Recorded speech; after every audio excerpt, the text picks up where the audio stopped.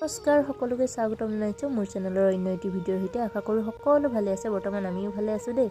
আৰু সন্ধিয়া লগা ভিডিঅ'টো আৰম্ভ কৰিলোঁ। আৰু আজি যিহেতু পিঠাগুড়ি খুন্দিছিলোঁ, মায়ে চাউল ৰাতিপুৱাতে তিয়াই থৈছিলে আৰু পিঠাগুড়ি কেইটামান খুন্দা হ'ল। কেইটামান মানে অলপ সৰহকৈ খুন্দা হয়, সদায় মানে ইমান সোনকালে খুন্দি নাথাকে আৰু সৰহকৈ অলপ পিঠাগুড়ি খুন্দি লোৱা হয়। আৰু ঘৰতে যিহেতু ঢেঁকী আছে, আমাৰ মিলত পিঠাগুড়ি খুন্দা নহয়।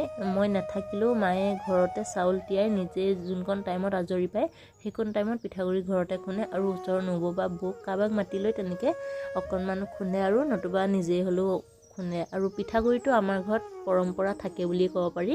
আমাৰ এওঁ আৰু ভাইটি সৰু হৈ থকাৰ পৰাই হেনো আমাৰ ঘৰত পিঠাগুড়ি থাকেই। আৰু এইফালে জুই জ্বলাই ল'লোঁ, সন্ধিয়া লগাবলৈ চাহকণ খাওঁ আৰু সকলোকে পিঠা এটা এটা বনাই দিওঁ। ধনিয়া পিঁয়াজ তেনেকৈ নিমখ অকণমান হালধি অকণমান চেনিও দি ধুনীয়াকৈ ডাঙৰ ডাঙৰকৈ পিঠা বনালোঁ। এইফালে আকৌ পিঠাও বনালোঁ, সেই সময়তে আলহীও আহিলে। ভালেই পালোঁ, আলহীকো বোলো আজি এয়াই পিঠা চাহ দিওঁ।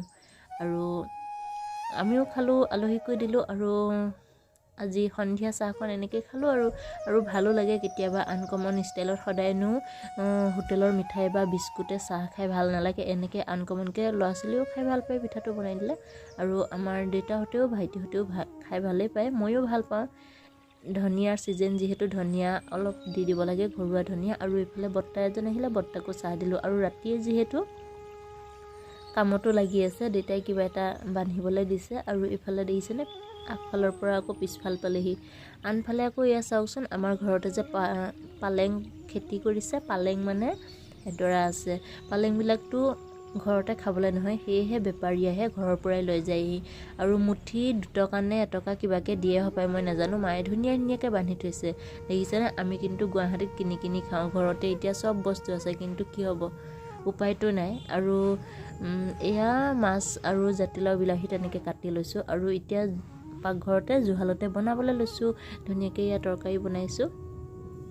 আজি আকৌ মাছটো অকণমান বেলেগ মাছ অনা হ'ল, কচ মাছ আনিলে। কিন্তু কচ মাছটো সোণ আৰু আমাৰ দেউতাৰ কাৰণে ভাল, সেয়েহে আমি খাওঁ বাৰু। ইমান মোৰ আপত্তি নাই, যিটোকে পাওঁ সেইটোকে খাওঁ, ইমান জঞ্জাল নাই। আৰু সোণৰ কাৰণেও ভাল, কাঁইট নাথাকে। আৰু এইফালে বৰ্তাজনো আছিলে, কবি ভাজিলোঁ আৰু মাছৰ তৰকাৰী বনালোঁ। আজি ৰাতি ভাত সাজ ইমানেই, আৰু বিশেষ বনোৱা নাই। আৰু ভিডিঅ'টো আজি ইমান দীঘলীয়া নকৰোঁ, ইমানতে সামৰণি মাৰিম। আৰু সকলোলৈকে ভাত বাঢ়ি ল'লোঁ, মায়েও অকণমান লাগি দিলে।